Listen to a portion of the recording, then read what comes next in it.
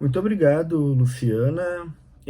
Há pouco eu notei a entrada da professora Ana Gabriela, mas agora até procurei ela aqui e não estou achando. Talvez ela esteja com alguma instabilidade na rede. Certamente uma infelicidade para todos nós. Isso ela falaria, né, na sequência do, do Paulo. Mas então eu né, inicio aqui a minha fala.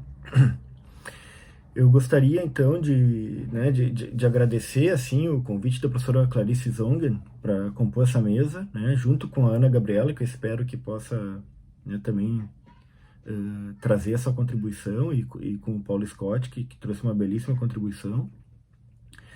É certamente uma honra estar aqui, né? Eu agradeço também a Annelise e a Angélica, fazendo eco aí ao que a Luciana trouxe, né? Agradeço especialmente também a Luciana por toda a sua contribuição teórica e também por estar aqui, né, nesse papel de mediadora, que talvez seja o papel assim até o mais importante, né, que tenhamos nesse encontro. Também o pessoal todo da comissão, né, que pelo que eu vi os nomes aqui no início, a Lani, o Miguel, a Bárbara, a Bruna, a Jaque, o Pedro, a Graziella, né, sem vocês, obviamente, o evento não aconteceria. Então, como eu disse, né, é uma honra estar aqui e assim, a generosidade do Paulo, conjugada à incisividade, né, é em si mesmo uma aula de ética, né, então eu agradeço ao Paulo por isso, por ter trazido toda essa contribuição, assim, maravilhosa que ele trouxe.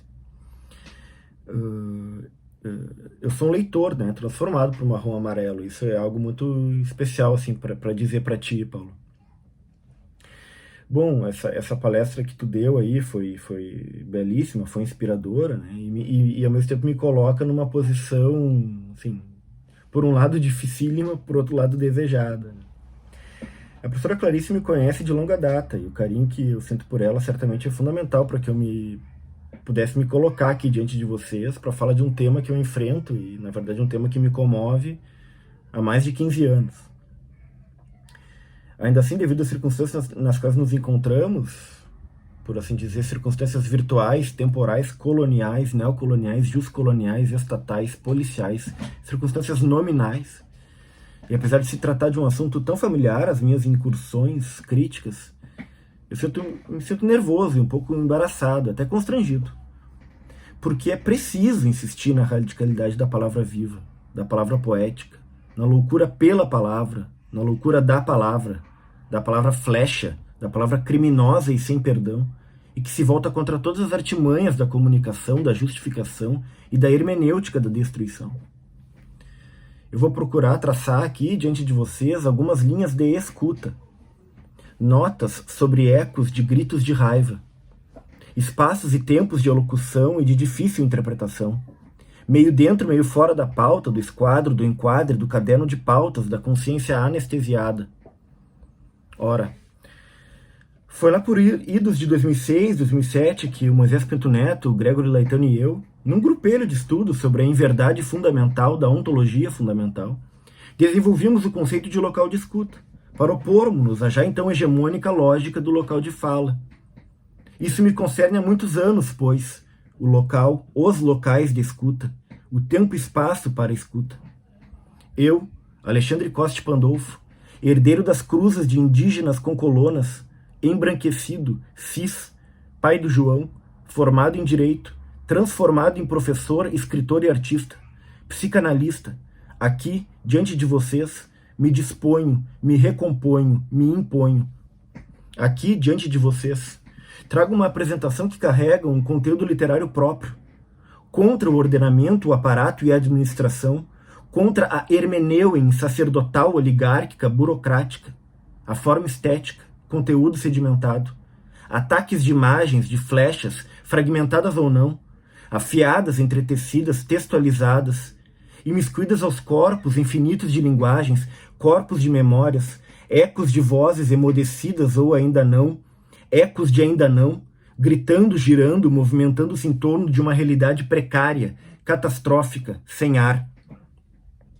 Trauma, poesia, violência, representação. O título da minha apresentação é a violência da literatura contra o direito. Irei concentrar minhas atenções e convocar as de vocês para o trabalho poético, escrito, entoado e performático dos poetas vivos. Eu sei que vocês os conhecem. Concentrarei minha apresentação na direção da escuta delas, no momento temporal específico, entre os anos de 18 e 19, procurando refletir sobre a oportunidade de lhes ser contemporâneo, de conviver com eles, de lê-los, vê-los, de senti-los, eles e elas.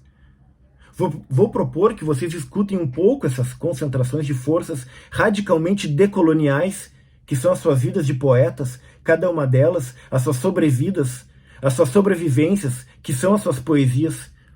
Quero fazê-los escutar isso, pois. O título da minha fala contrapõe-se ao título da mesa em que estamos, intitulada A Violência do Direito Dentro da Literatura. Trago a violência da literatura contra o direito. Dedico esse texto, entretexto, essa montagem, essa apresentação, ela quiçá criminosa, explosiva, dedico ao verme, machadiano de Xangô, memorial póstumo, pesado, passado e futuro. Dedico isso que doravante virá e que se apagará em breve. Dedico ao verme, ao primeiro verme que um dia roerá as frias carnes do cadáver do hermeneuta do anel de rubi, este que escreveu o parecer para o não futuro, a minuta historiada, jurídico-política, necropolítica e administrativa, o parecer para os ruralistas, colonialistas, grileiros e genocidas, favorável ao marco temporal, ao primeiro verme que um dia roerá suas carnes frias, pois, o que se segue é um agradecimento à van la lettre. Mas antes de iniciar de fato, enfim, ouso parafrasear Herberto Helder e lhes entregar isso como epígrafe, cito: se um poema pudesse matar, como ele de fato deveria matar, eu estaria cercado por uma boa putrefaçãozinha humana. Mas o poema não mata. Ninguém é nele mais que suburbano. Minha vocação criminal. Os poemas são apenas equivalências do crime, ou são então eles mesmos um ato explosivo no próprio centro do mundo? Então, escutar a crítica à violência e ao poder, a crítica à perfectibilização do aparato repressivo autoritário estatal, articulado legal, ilegal e moralmente. Escutar. Escutar desde há muito tempo, para além de falar, tornou-se uma tarefa, um trabalho, um exercício para a construção efetiva das vias de libertação das condições civilizadas de servidão nas quais nos encontramos. O que faz verso à desconstrução das amarras hiperracionais que determinam jurídico-politicamente uma nossa existência danificada, maltratada, não obstante assim legitimada. Um tal paradigma da escuta não se opõe meramente ao paradigma hegemônico da fala, do lugar de fala, autorizado pela lógica da identidade. A escuta tornou-se antes, radicalmente, o ambiente próprio e impróprio da não-identidade. Tempo e espaço auditivo, timpânico, martelando poesia, filosofia pelo contrapelo, pele sensível não dominada, bem longe do mesmo outrem, indeterminado, faz-se sentir. A escuta tornou-se a língua para a qual sentir significa. Contra a naturalização de um estado de coisas oligárquico e paupérrimo, contra o estado genocida das coisas, contra o cárcere no qual nos encontramos, o chilindró da linguagem anestesiada e plenamente inteligível, comunicada junto à determinação do que é porque é, no curral de arame farpado do presente do indicativo do verbo ser da baioneta. Contra a ontologia do tiro de mão branca em corpo, peito preto e amarelo, lá onde a burguesia, a aristocracia e a oligarquia juntas fedem, abrindo alas ao fascismo, ofuscando com suas luzes as trevas do status quo. Escutar o quê? Os ecos inapaziguáveis da tormenta social, soando sangue e lama. Poetas vivos, quando os conheci, estávamos ainda em 2018, um coletivo de poetas negros formados no Rio Grande do Sul, cujas ideias espalharam pelo Brasil, com núcleos de atuação e poesia no Acre, no Rio de Janeiro, Santa Catarina e outros lugares, espalhando poesia por todos os cantos, conforme afirmou Agnes Mariá, poeta viva, até pouco tempo integrante do grupo. Eu peguei essa frase do documentário Terrorismo Lírico, lançado em 2019, realizado por alunos da Universidade de Santa Cruz do Sul. Ainda em 2019, mais para o final do ano, os poetas vivos lançaram uma antologia chamada Vozes da Revolução, e em 21 publicaram outro livro intitulado Nós, versos de liberdade e melanina. Além disso, eles têm publicado vários hinos poéticos. Nesses últimos dias, de junho de 23, o Instituto Estadual do Livro do Rio Grande do Sul lançou o livro Sou, de Agnes Mariá, e o livro Lunática, de Natália Pagô, ambas poetas vivas da primeira formação do grupo. Os poetas vivos, com X, com O, com A, com E, como quiserem, apresentam-se diariamente nas ruas, escadarias, praças, viadutos e vielas da cidade de Porto Alegre. O documentário Terrorismo Lírico conta um pouco disso, apresentando as principais ideias de um grupo de jovens negros revolucionários de fato. São vivos, estão vivos, e sabem que a cada 23 minutos, um ou uma jovem negra é assassinada no Brasil, esse país miliciano e grileiro, que não tem mais medo de dizer seu nome e apresentar-se como tal, assassino, colonizador, genocida, escravocrata. Esse documentário foi apresentado pela primeira vez ao público na Fora da Asa, em Porto Alegre. Espaço de arte, cultura e educação, no qual participei de administração e trabalhei durante um ano, entre 18 e 19. Dentre as muitas atividades que lá desenvolvi, tive a oportunidade de atuar e organizar o evento de lançamento desse documentário, momento de confraternizar com a luta, luto, a sobrevivência. Além disso, desde o nascimento da Fora da Asa, em 18, os poetas vivos se fizeram presentes, entoando na inauguração da casa, em alto e bom som, as suas poesias rajadas, as suas líricas pesadas, as pontas de lanças dos seus verbos. Quem me colocaram em contato com a Agnes foi uma amiga, a Roberta Vieira, negra, feminista, na época integrante da Frente Quilombola de Porto Alegre, quem conheci na Universidade Federal do Rio Grande e com quem tenho aprendido constantemente até hoje. A Roberta e eu organizamos durante o segundo semestre de 18, uma vez por mês, o Cine em Debate Africanidades, no qual assistíamos, encontramos e experienciamos momentos altamente relevantes que procuraram contribuir para o exercício de uma vida antirracista. Mas para a inauguração da Fora da Asa, de fato, a Beta me colocou em contato com a Cristal Rocha. Também ela, poeta viva, artista autônoma, que por sua vez me colocou então em contato com a Agnes. Naquele dia, 4 de agosto de 18, foi para mim um primeiro encontro pessoal, corporal, vocal, vital, radical com os poetas vivos.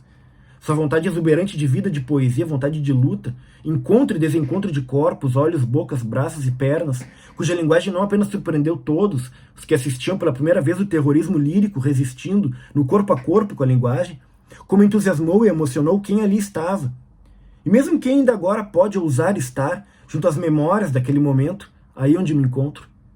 Periferias, vielas, cortiços, você deve estar pensando que você tem a ver com isso, desde o início, por ouro e prata. Olha quem morre, então veja você quem mata. Racionais, negro drama, eu penso. A quem interessar posse, com a intenção de audiovérbico visualizar essa apresentação, informo que disponibilizei no YouTube alguns vídeos gravados com meu celular nesse dia 4 de agosto. Vejamos um.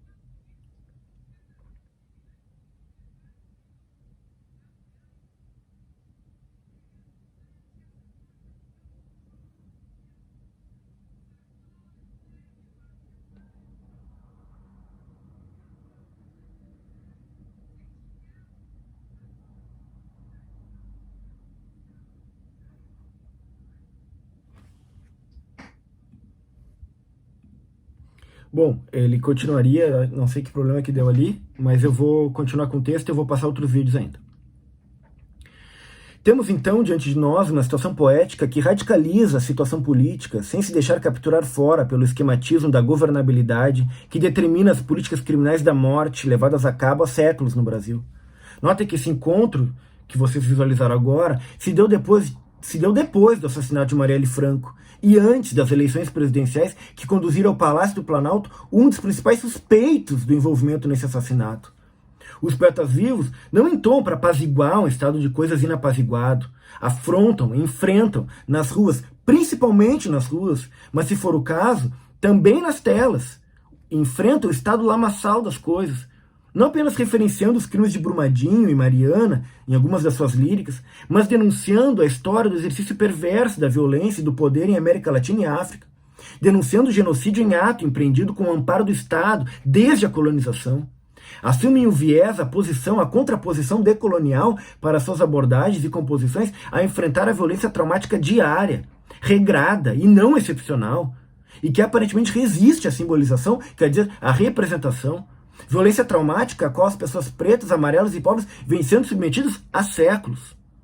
A poesia torna-se forma para expressar com mais radicalidade os ecos que provêm de navios negreiros, das senzalas e quilombos, os quais tomam corpo através de mergulhos na vida de cada uma poeta viva, narradora das suas vivências e experiências, as quais encontram por meio da lírica, da agressão lírica, os ares da história, ou, por assim dizer, como falam os filósofos, do universal, o particular vivo contra uma situação social, protestando contra a figuração existencial total, denunciando a hostilidade, a alienação, a opressão materiais levadas a cabo por um Estado de fato democrático e de direito, direciona-se criticamente também contra aquela suposta esfera individual, na qual aparentemente se reconheceria o eu lírico, tardio, moderno e contemporâneo, apontando assim de forma radical para as fraturas sociais no todo, plenamente estabelecido junto aos falsetes do narcisismo dominante, bem como apontando para o sujeito e objeto fraturados, rearranjando isso no trânsito com o outrem, a objetivar a corrente subterrânea coletiva na linguagem, rearmando por via transversa os ecos do singular que passam para a pessoa do plural. Somos nós, desassossegados e irreconciliáveis. Aí subjazemos, apontamos o lápis e todo o nosso corpo de linguagem, as mãos em punho frente às imagens do mundo encarcerado no idealismo e no narcisismo, berços do fascismo. Afirmou a Agnes, eu sou nós, não desato. No primeiro ato eu desacato e denuncio. O coletivo Poetas Vivos vem enfrentando assim dia a dia organizações perversas muito bem estabelecidas nas malhas jurídico-políticas do todo social perdido. O racismo e o fascismo, ambos imbricados concupiscentemente ao capitalismo, constituem há muito as três grandes graves preocupações políticas mundiais, literalmente o facho de trevas do nosso tempo para aquelas pessoas que se envolvem temporal e liricamente com a dor do mundo. Os poetas vivos, a esse respeito, ocupam um terreno que se torna cada vez mais exigente em suas tarefas radicalmente práticas, o terreno da linguagem.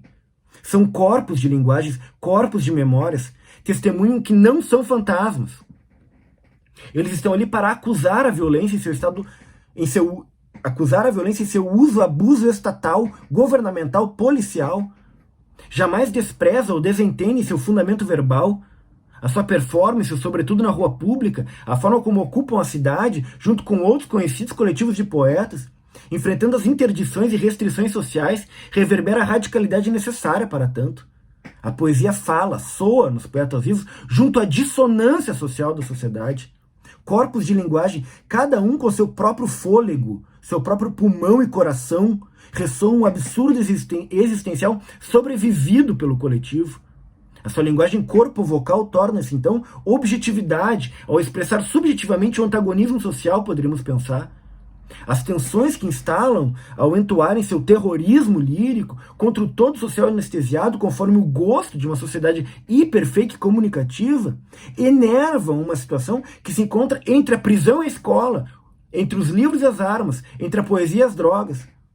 Motivo pelo qual as denúncias que oferecem ao público carregam as marcas históricas da necropolítica colonial catastrófica, que é esta que nos rege atualmente desde há muito, sem perder a sua aura de absurdo.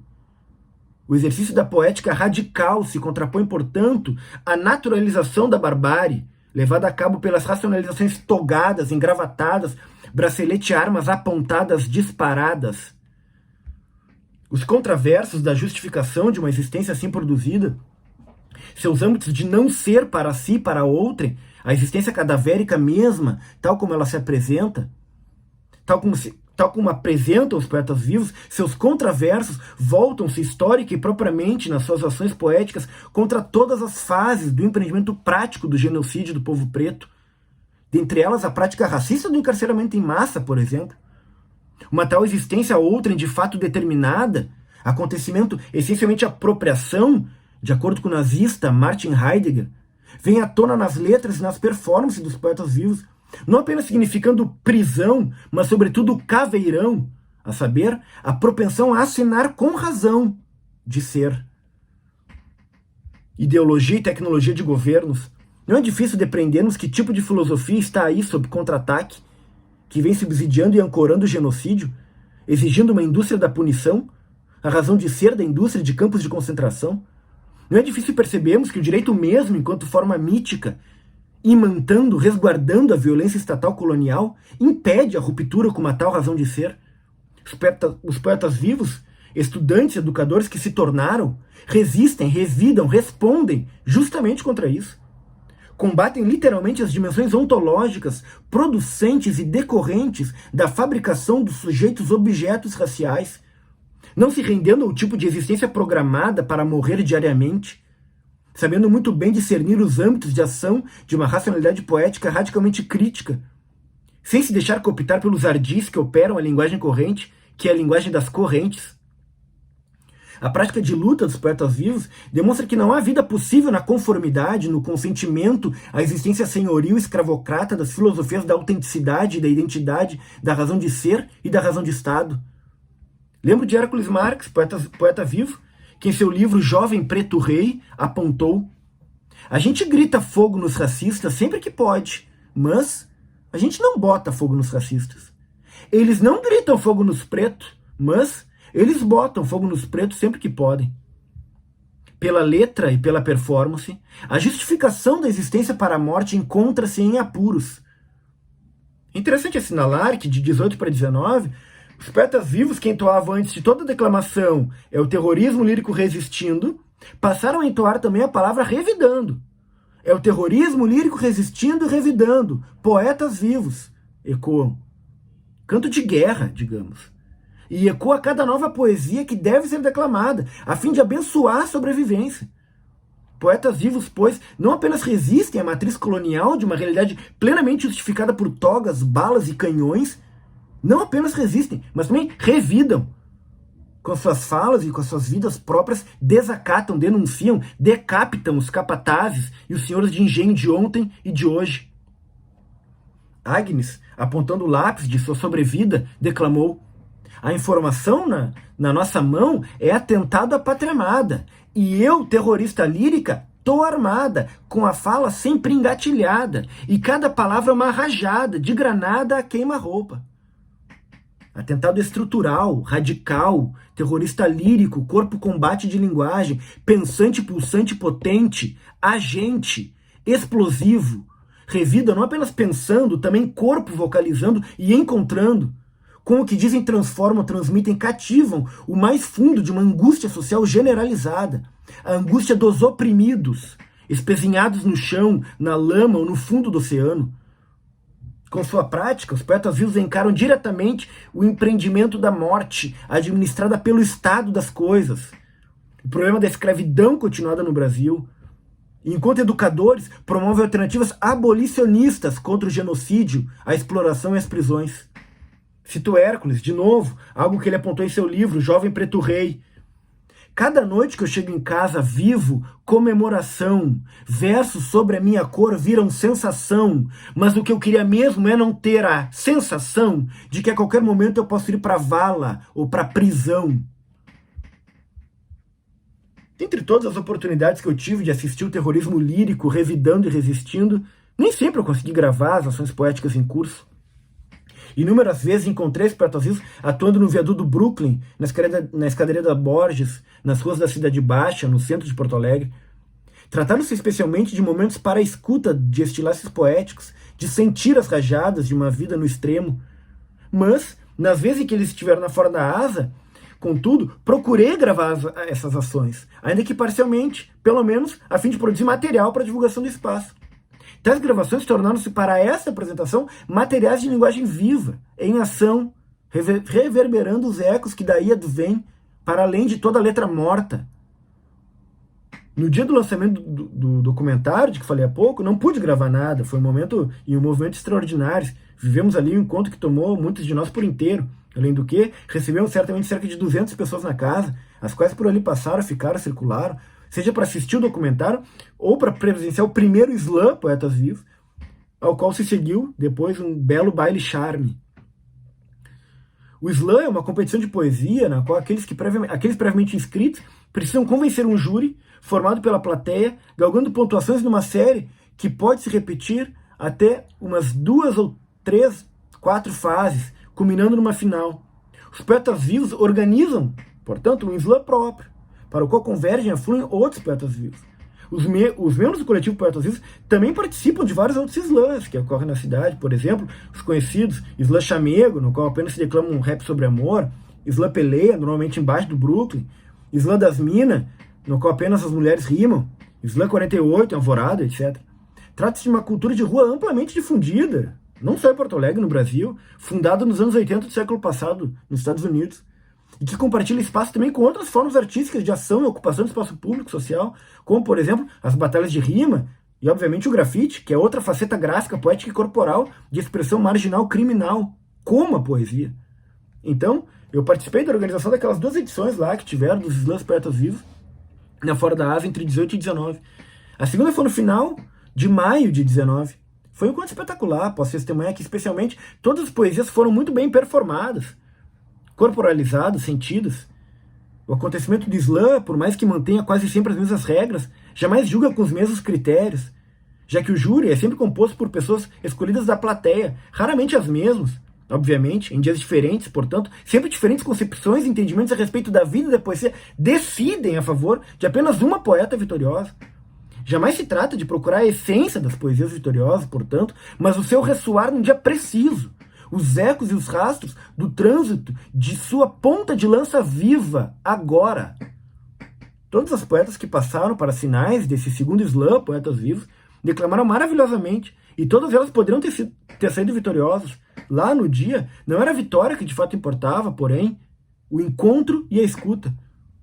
Nesse dia, antes de começar o slam, houve o lançamento, então, do livro Jovem Preto Rei, do Hércules, do qual citei algumas flechas acima. Houve uma apresentação sua. Vejamos brevemente.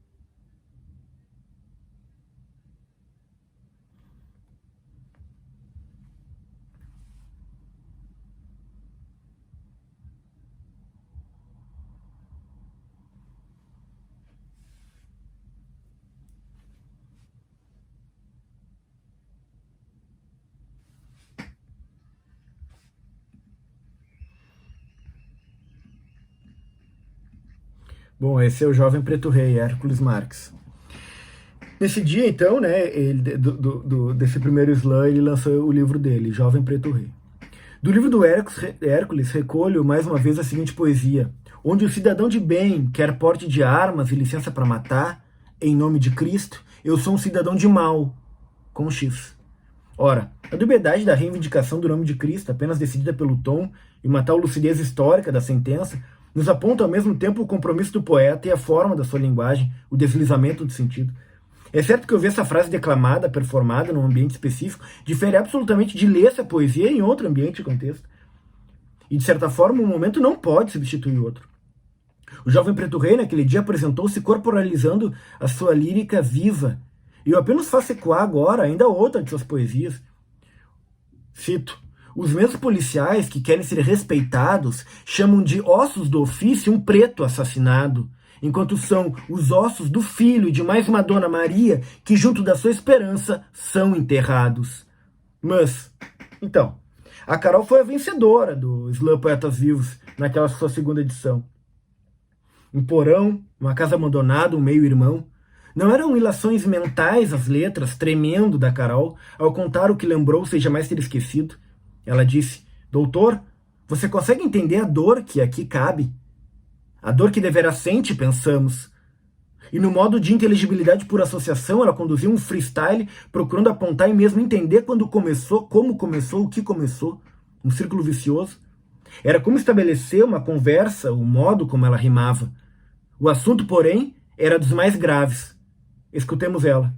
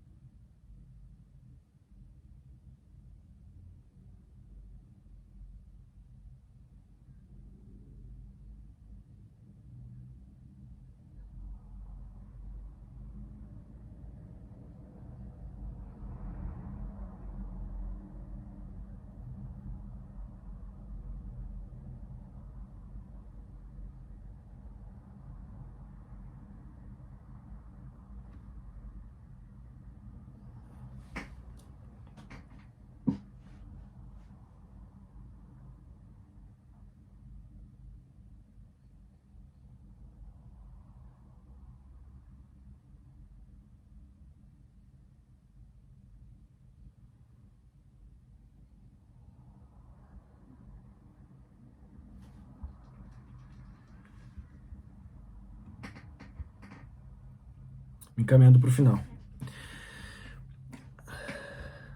A letra levada a cabo, de fato adiante, ecoa para outrem, quebrar todas as expectativas de conforto.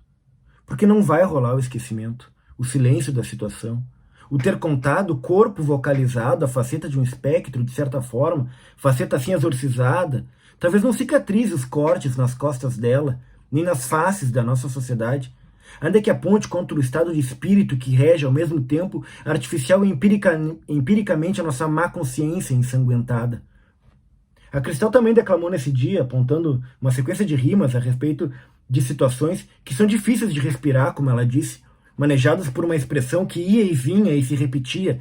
Quem me dera quem me dera se os pretinhos não morressem indo para a escola, fossem à prova de bala, quem me dera se dar tiro no escuro não matasse, ela entoava, forte, contra o apagamento que se realiza inúmeras vezes por dia, em todo o mundo. Trata-se de um tensionamento radical nas agruras da memória e da história. As palavras em combate a nos lembrar o horror de um agora sobrevivido. Outrem, preto, não mais está. Sabemos que o rap tem como disposição soar um fluxo de ideias para uma nova constelação de coisas, bem outras dos que as dadas de antemão, motivo pelo qual o flow, a saber, a fluência e a fluidez de uma passagem de som aberta para fora das correntes grilhões estabelecido, ao mesmo tempo caracteriza cada uma e sua própria rima e contagia outrem, pelo ritmo que ecoa, que aflui. Por isso dizemos que o rap não apenas se torna rebeldia no corpo de linguagem que o ecoa, mas também se torna transformação nos corpos de memórias que passam a sentir a chance de escrever outra história, rasgando também com gritos as dogmáticas que sustentam os termos nauseabundos do contrato social oligárquico estabelecido. E isso mostra de que maneira a violência contra o direito e o Estado, portanto, a violência revolucionária é possível, tornando-se tarefa a sua realização, a abolição do colonialismo diante de nós, dentro de nós, sustentado jurídico, econômico, hermeneuticamente. Precipitar a sublevação, jogar-se, lançar-se nela, fazer irromper a sublevação requer, contudo, uma posição radical diante da linguagem, enfrentando a palidez e a polidez, seja gramatical, ortográfica ou imaginária. É preciso uma ação poética radical para depor as hierarquias coloniais, para realizar outro mundo que este, outro modo que ser. Muito obrigado.